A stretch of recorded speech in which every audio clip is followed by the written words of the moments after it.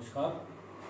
हाँ, आपका पढ़ने लग रहा हाँ मेवाड़ को इतिहास और मेवाड़ के इतिहास में आप गुहिल ने पढ़ी किने पढ़ी हो गुहिल की चर्चा करी। गुहिल के बाद आप चर्चा जी की करी बात करी चर्चा बप्पा रावल की करी बप्पा रावल की चर्चा करी। गुहिल और बप्पा रावल के बाद कालांतर में ये रियासत को जिसको शासक आयो लगभग 10वीं शताब्दी में शासक बिंगी चर्चा कर 10वीं शताब्दी के लगभग जो शासक आयो जो नाम हो अल्लट। ये अल्लट ने क्यों याद करना गया? ये अल्लट ने ही खातिर याद करा कि वो अल्लट मेवाड़ के अंदर नौकरशाही की शुरुआत करी। यानी अल्लट से पहले मेवाड़ के अंदर नौकरशाही बनी। ये अल्लट के काल में ही नौकरशाही की शुरुआत हुई और अल्लट जी को है वो आपकी राजधानी आहड़ ने बढ़ाई। किसने बढ़ाई? आहड़ ने आपकी राजधानी बढ़ाई। अल्लट जिसने नौकरशाही की शुरुआत की थी मेवाड़ रियासत में और जिसने अपनी राजधानी किसको स्थापित किया था? आहड़ को स्थापित किया था। आहड़ को अपनी राजधानी बनाया था। ये लगभग 10वीं शताब्दी में शासक था। कब था ये? 10वीं शताब्दी का शासक था। 10वीं शताब्दी में मेवाड़ रियासत का जो शासक था वो अल्लट था। इसके अलावा इस अल्लट को इसलिए याद किया जाता है कि इसका जो विवाह हुआ था वह विवाह अंतरराष्ट्रीय विवाह था। अंतरराष्ट्रीय विवाह इसने किया था और अंतरराष्ट्रीय विवाह हुण कन्या दी हरिया देवी। कौन थी? हुण कन्या हरिया देवी के साथ इसने अंतरराष्ट्रीय विवाह। नौकरशाही जैसे आज हम तैयारी कर रहे हैं पटवारी की, कांस्टेबल की, ये जो पद है ये पद पहले नहीं थे। नौकरशाही मेवाड़ के अंदर अल्लट के द्वारा शुरू की गई। इसीलिए इस अल्लट को पढ़ना जरूरी होता है। अल्लट से प्रश्न पूछे जाते हैं परीक्षाओं के अंदर कि अल्लट ने अपनी राजधानी किसको बनाया था। ये बड़ा महत्वपूर्ण प्रश्न आता है। देखो पहली राजधानी कौन सी थी? नागदा। और दूसरी राजधानी कौन सी हो गई? आहड़। और नौकरशाही की शुरुआत मेवाड़ में किसके द्वारा की गई? ये प्रश्न भी आता है। तो नौकरशाही की शुरुआत मेवाड़ के अंदर अल्लट के द्वारा शुरू किया गया। राजस्थान का पहला अंतरराष्ट्रीय विवाह करने वाला भी शासक कौन था? अल्लट था। और अल्लट ने हुण शासक जो थे उस हुण शासकों की पुत्री, हुण शासकों की कन्या हरिया देवी के साथ इन्होंने अंतरराष्ट्रीय विवाह किया था। देखो मेवाड़ रियासत के अंदर हम दो नाम सुनते हैं। एक तो रावल सुनते हैं। क्या सुनते हैं? रावल सुनते हैं। एक सुनते हैं राणा। एक तो रावल नाम सुनते हैं और एक राणा। यानी मेवाड़ के शासकों के कुछ मेवाड़ के शासकों के नाम के आगे रावल लगा हुआ है और कुछ मेवाड़ के शासकों के नाम के आगे राणा लगा हुआ है। जैसे रावल रतन सिंह है, जैसे महाराणा प्रताप, राणा कुंभा, राणा सांगा, ये लगा हो। तो ये रावल और राणा ये क्या था? अब देखो ये रावल और राणा जो शुरू हुए थे, ये रावल और राणा की शुरुआत कहाँ से हुई थी? ये रावल और राणा की जो शुरुआत है, इस रावल और राणा की शुरुआत करने वाला जो व्यक्ति था उसकी चर्चा करते हैं हम। यहाँ मेवाड़ में एक शासक हुआ था कालांतर में जिसका नाम था रणसिंह। क्या नाम था? रणसिंह। मेवाड़ का शासक हुआ था कालांतर में। इस अल्लट के बाद कालांतर में रणसिंह नाम का शासक था। और ये रणसिंह कौन है? ये रणसिंह वही रणसिंह है जिसे हम करण सिंह के नाम से भी जानते। कौन से नाम से? करण सिंह के नाम से भी इसे जाना जाता है। ये रणसिंह या करण सिंह वही रणसिंह या करण सिंह है जिसके दो पुत्र थे। एक का नाम था राहत और एक का नाम था छेम सिंह। रणसिंह या करण सिंह कालांतर में मेवाड़ का शासक बना और इस रणसिंह या करण सिंह के दो पुत्र थे। एक का नाम था छेम सिंह और दूसरे का नाम था राह। जो ये छेम सिंह है, ये छेम सिंह शासक बना था और इस छेम सिंह ने रावल शाखा की शुरुआत की थी। तो रावल शाखा का शुरुआत करने वाला जो व्यक्ति है उसका नाम छेम सिंह। छेम सिंह किसका पुत्र था? रणसिंह का पुत्र था, जो कालांतर में अल्लट के बाद कालांतर में मेवाड़ का शासक बना था। और राहप जो था इस राहप ने सिसोदा ग्राम की स्थापना की थी। कौन से ग्राम की? सिसोदा। और राणा शाखा की स्थापना की थी। कौन सी शाखा की? राणा शाखा की स्थापना। यह प्रश्न आया हुआ है परीक्षाओं में भी कि राणा शाखा का संस्थापक कौन है, राणा शाखा की शुरुआत करने वाला कौन है? तो राणा शाखा का शुरुआत करने वाला राहप है और सिसोदा गांव की इस राहप ने स्थापना की थी और वहां पर राणा शाखा की स्थापना की और छेमसिंह ने रावल शाखा की स्थापना की थी। अब बात करते हैं हम एक अन्य शासक की। अब चलते हम आगे कालांतर में, यानी लगभग 13वीं शताब्दी में चलते हैं। 13वीं शताब्दी में यहाँ का जो शासक था उसका नाम था जेत्र सिंह। क्या नाम था? जेत्र सिंह। जेत्र सिंह जब मेवाड़ का शासक था उस समय मेवाड़ की जो राजधानी थी वह थी नागदा। कौन सी? नागदा। मेवाड़ की राजधानी कौन थी? नागदा थी। किसके शासनकाल में? जेत्र सिंह के शासनकाल में। गुहिल के शासनकाल में राजधानी कौन सी थी? नागदा थी।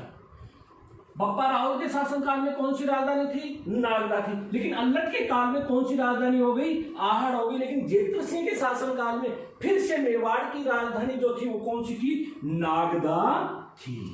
कौन सी थी? नागदा थी। और जब ये जेत्र सिंह मेवाड़ का शासक था उस समय दिल्ली का जो शासक था इल्तुतमिश था। कौन था? इल्तुतमिश। ये दिल्ली का सुल्तान था। हमें पता है इल्तुतमिश अपने राज्य विस्तार के लिए अलग अलग रियासतों पर आक्रमण करता था। कौन करता? तो आक्रमण करने खातर और मेवाड़ पर भी आक्रमण करो, मेवाड़ पर अभियान ले आयो 1226 में। कदे 1226 ने और नागदा पर आक्रमण करो। कौन करो? इल्तुतमिश। इल्तुतमिश ने नागदा पर आक्रमण करो जब शासक कौन चित्तौड़ गो? जेत्र सिंह हो। और चित्तौड़ के शासक जेत्र सिंह के काल पर नागदा पर दिल्ली को सुल्तान इल्तुतमिश के करो आक्रमण करो। कद करो? 1226 में करो। ई युद्ध ने भूताला को युद्ध कहे। किसो युद्ध के? भूताला को युद्ध के। यानी जेत्र सिंह और इल्तुतमिश के मध्य जो युद्ध हुआ था उस युद्ध को किस नाम से जाना जाता है? भूताला के युद्ध के नाम से जाना जाता है। और इस युद्ध में इस इल्तुतमिश ने नागदा को पूरी तरह से नष्ट कर दिया था। जब नागदा नष्ट हुई तो केक रह गो और नागदा ने पाछी बसासी क्योंकि राजधानी, लेकिन वो इसको काम करियो कौन और नागदा ने वापस कौन बसाई। और नागदा के स्थान पर आपकी राजधानी किन बना ली? चित्तौड़ ने। किन बना ली? चित्तौड़ ने। तो चित्तौड़ नई राजधानी। तो पहली राजधानी कौन सी? नागदा। दूसरी कौन सी? आहड़। और तीसरी कौन सी? चित्तौड़। तो चित्तौड़ ने राजधानी बनाना हो पहलो मेवाड़ी शासक को हो बिंगो नाम हो जेत्र सिंह। क्लियर है? और इस जेत्र सिंह के बाद यहां का जो शासक बना था उसका नाम था तेज सिंह। कौन था? तेज सिंह।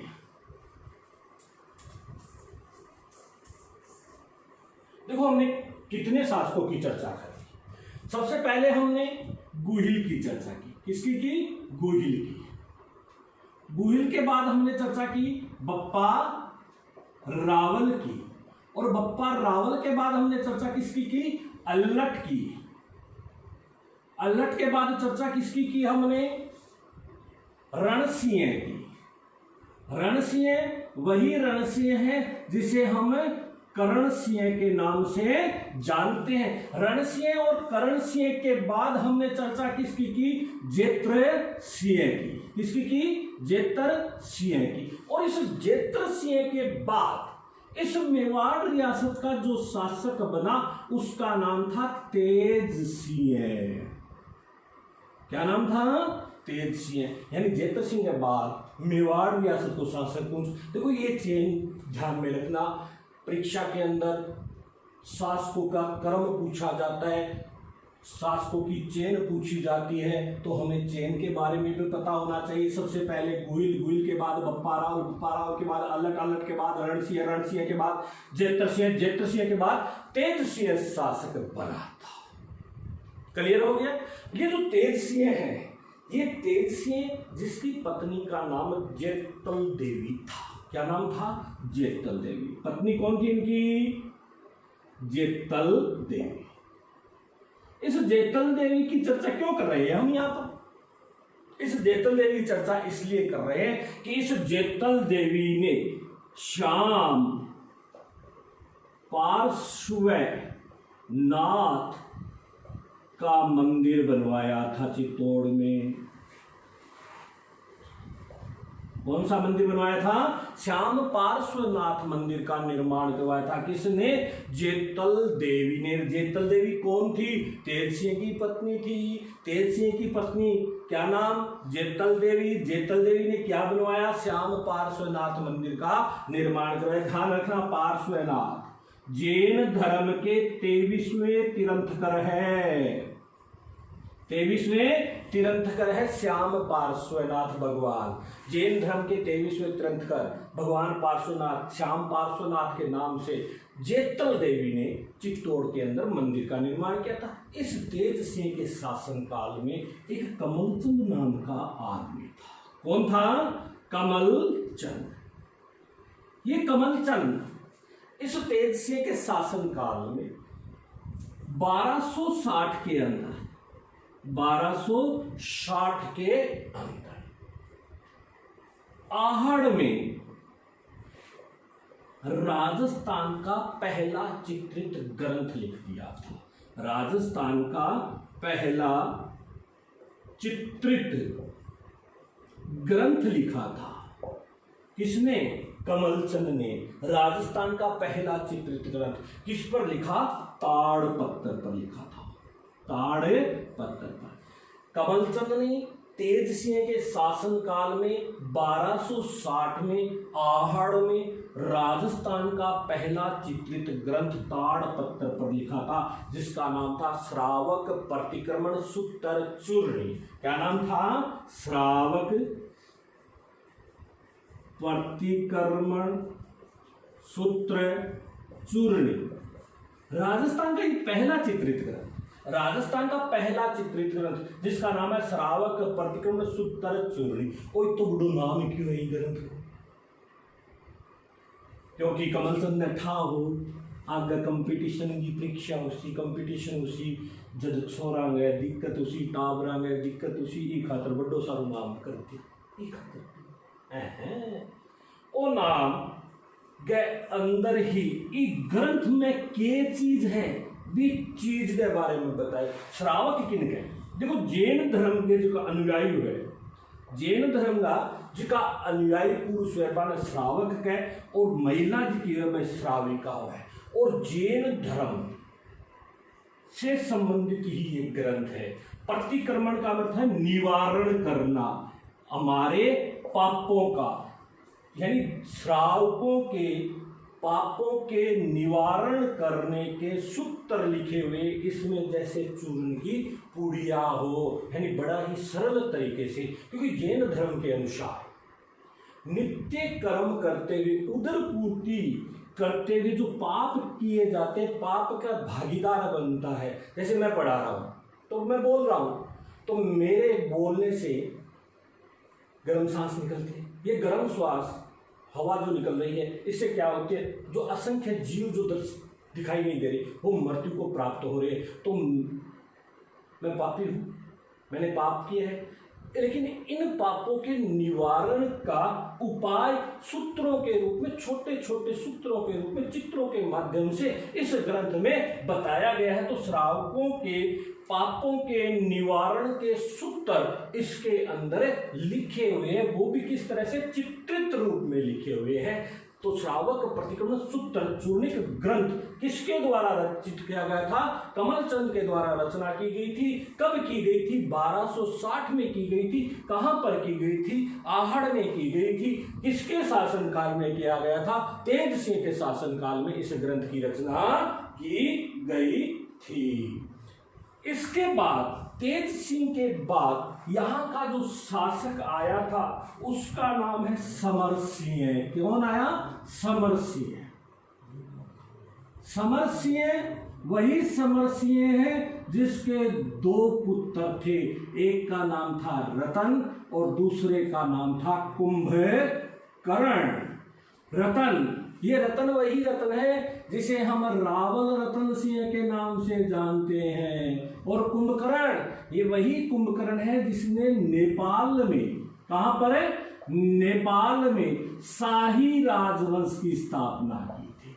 तो समर सिंह के पुत्र कुंभकर्ण ने नेपाल में शाही राजवंश की स्थापना की थी, और रावल रतन सिंह जो कि चित्तौड़ के शासक बने थे। कौन क्या बने थे, चित्तौड़ के शासक बने थे। समझ में आया? अगर समझ में आया है तो लाइक कीजिए, कमेंट कीजिए, घंटी का बटन दबाइए, सब्सक्राइब कीजिए, और चर्चा कल हम करेंगे इस रावल रतन सिंह के बारे में कि रावल रतन सिंह कौन था, इस रावल रतन सिंह ने अपने शासनकाल में मेवाड़ में क्या क्या किया था। धन्यवाद।